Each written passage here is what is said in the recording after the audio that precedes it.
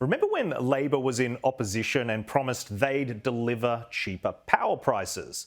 Well, those prices are changing all right, but they're going in the wrong way. So now that Labor is in government and has made a lot of promises that it has to keep, what's the solution? Well, blame your predecessor. A tired old tactic that works really well when you have the support of the media. After a decade of political climate wars, this gas price spike poses a very tricky problem for the new Labor government, and there doesn't appear to be a quick or easy fix. Energy policy has been a debacle for the best part of a decade. And now we're reaping some of the practical consequences of that. Energy policy certainly is complex, but it is incredible that some journalists are unable to look forward to critiquing proactive policies. Instead, they lazily characterise the energy crisis Australians face today as a debacle only because the coalition was in power federally for the last decade. Simplistic analysis by a media which ignores the role state governments play in energy and international factors outside of our control, such as the war in Ukraine. And Labor seems to have discovered this now that they are in power. Here is Jim Chalmers, the Treasurer, speaking about domestic gas reservation options at the inaugural Sky News Economic Forum. We've said, as a Labor Party in opposition and now in government, we have said that when it comes to gas reservation, we're up for a conversation about it, right? And, our party platform, as Dan knows, talks about gas reservation. I'm meeting Mark McGowan this afternoon. One of the issues we'll talk about, no doubt, will be what they've been able to do out west. But the point that I'm making is, well, first of all, there are a whole series of constraints, contractual and otherwise, that exist in the market already. But even if we went down this path, it's not something that would solve this emergency that we confront. Yeah, they'll talk about it, but there's a whole series of constraints. What happened to that Labor Party that was very confident in spruiking its energy plan while in opposition? I thought it was as simple as just investing in the supposedly cheap renewable sector. Wasn't that what we were all told? One of the keys to a future made in Australia is the cheap renewable energy that we have in such abundance. On Friday, I launched Powering Australia, Labor's plan to create jobs, cut power bills and reduce emissions by boosting renewable energy. Our Powering Australia plan will create over 600,000 jobs between now and 2030, with 5 out of 6 of them in the regions. Labor has made some pretty big promises about how it will save you money on your energy bill through investing in renewables. And now we are finding out that our focus should actually have been on the fossil fuels we cannot replace very easily. The coalition is also now making the argument that Labor demonised gas companies for the last decade, rather than trying to work collaboratively. The gas companies are high up in the stirrups because they can see the price where they are. They've had a Labor opposition that were demonising them for 9 years, saying that they were part of the problem in our emissions, and now they want to turn around and befriend them when they need them.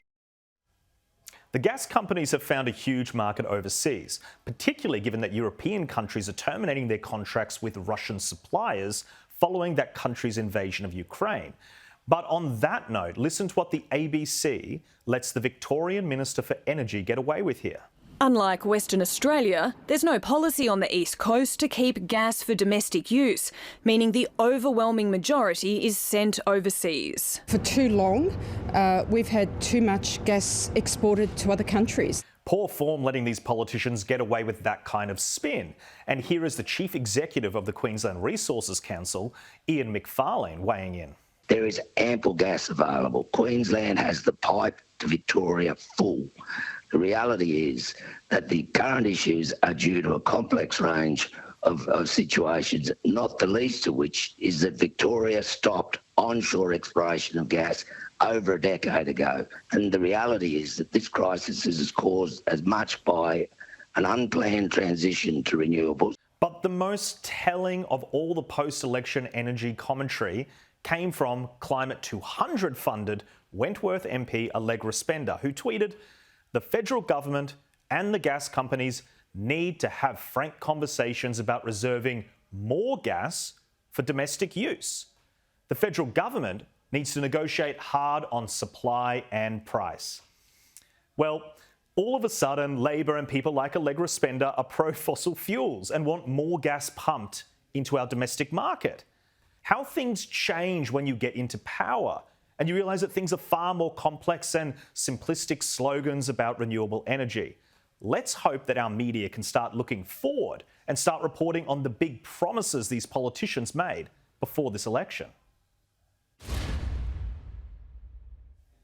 Well, helping me break through the big stories of the week is YouTuber and commentator Daisy Cousins and, of course, lawyer and commentator Caroline DeRusso. Caroline, why don't we start with you?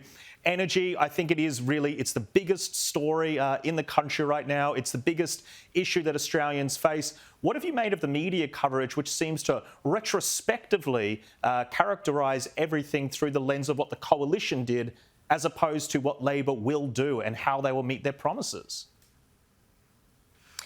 Well, they've done a great job at that, and they've done a great job of keeping the focus really narrow when actually this is a really broad, multifaceted conversation. So it's very easy to say for 10 years the coalition did nothing. And in fact, you know, we actually started to see a gas become an issue and prices start to rise in 2014. And that happened as a result of Curtis Island coming on board and actually a lot of gas being exported at that time. But in 2017, Malcolm Turnbull and the coalition government put in place the ADGSM, which was an artificial mechanism, but it was one which was able to bring the price down at that time. So I still can't understand why the federal government, or the current federal government, can't dust that off and have a look at that. But the fact of the matter is, the word inherited is Jim Chalmers' favourite word, where actually, look, we know that the coalition wasn't a perfect government, and in a sense it really doesn't matter. All the Australian people want to know now is how is Labor going to fix it? And so all the options are on the table, but no one wants to press any button, because it's very easy to have all the answers when you're in opposition and you're not accountable for them. But all of a sudden, you know, when you are the ones accountable for it, all of a sudden the complexities and the nuance and the difficulty in managing something like energy policy becomes evident, which of course is not something that you know, that they would allow the coalition to have also have had those difficulties. Yeah, that's a great point. And Daisy, what do you think about the role that journalists play in this? I think a big danger around the renewable energy debate and all energy debates, it's sloganeering. It's simplifying an issue which is quite complex, and there's a lot of moving parts to it. And then we get people such as Allegra Spender, who are elected on a platform of you know, massive renewable change, who then after the election really talk about putting more fossil fuels back into the grid. I am so stunned and amused by this sudden enthusiasm that certain sections of the media and people like Allegra Spender have for gas. I mean, I would never have predicted this before the election. They have done a complete about-face. It used to be gas is evil. It has emissions, yes, less than coal, but it's evil. And now you've got, you know, The Guardian sort of reporting in a non-critical way on gas. You've got Richard Miles talking about gas. You've got Allegra Spender talking about it. It's almost like that the pre-election furor about renewable energy being, solar and wind being the way forward, was an act in order to fearmonger enough to get people to vote for the right candidates. It's almost as if it was a political technique by a compliant media and the Labor Party. It is just mind-blowing to watch it all unfold, and to be honest, I'm quite enjoying it. But what I find so interesting with this climate crisis, which is supposed to be an existential threat, is this opposition by the Labor Party and certain segments of the media to nuclear power. And look, our nuclear comes with its complications, and as you know, you've said it, and Caro said, it's a very multifaceted conversation. But surely, if the climate crisis, so-called climate crisis, is as bad and as dire and as life-threatening as we've been led to believe, they should be going on about any kind of low emissions power, including nuclear. They've yelled and screamed for years that the reason reason solar and gas, solar and wind are more expensive is because there's not enough investment in it and the government's not throwing enough money at it. Well, sorry, if you throw money at nuclear power, surely that would work as well. It would become cheaper. And the kind of snake oil salesman they do with this is that they portray nuclear power as somehow competing with wind and solar, but it's not competing with wind and solar, it's competing with gas and coal. So if they're screaming about coal, they're, pro-gas now but were reticent before because it has emissions. Surely nuclear power, which has no emissions and is a reliable source of baseload power, that would be absolutely ideal to invest in now, particularly small modular reactors. So this has been the most incredible circus over the last couple of weeks, and look, it's going to be interesting watching it unfold from now on. Yeah, Caroline, I'd like to get your thoughts on the nuclear debate as well. I have noticed that journalists do appear to not want to bring that into the conversation very readily. What are your thoughts? Yeah, no, and there are a lot of people who don't want to talk about it, and I can't actually understand why, because what we are talking about here going forward in relation to energy policy, it really is a nation-building exercise. It is really something that is going to inform what this country does really into the long run, but no one wants to talk about it. We saw Chris Bowen yesterday really be quite dismissive about nuclear energy, and I'd like to remind Chris that he's now no longer in opposition, he is in government. So, just relax, mate. But the thing is no one has yet done an analysis nose to tail on the various alternatives to energy policy.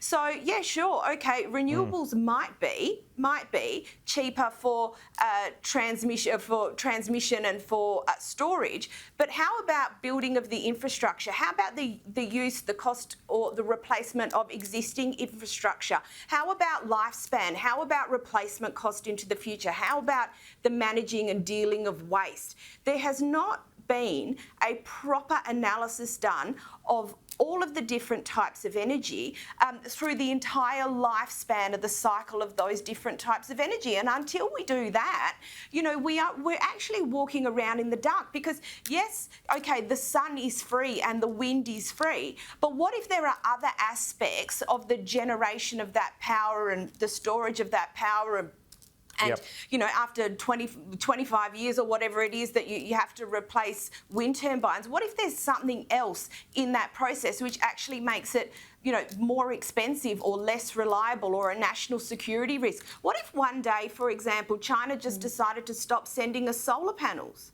Then what? And there's also the disposal of there's also the disposal of solar panels. You have to figure out how you would do that. But we shouldn't be ruling out any technologies, I think. And very well said, Caroline.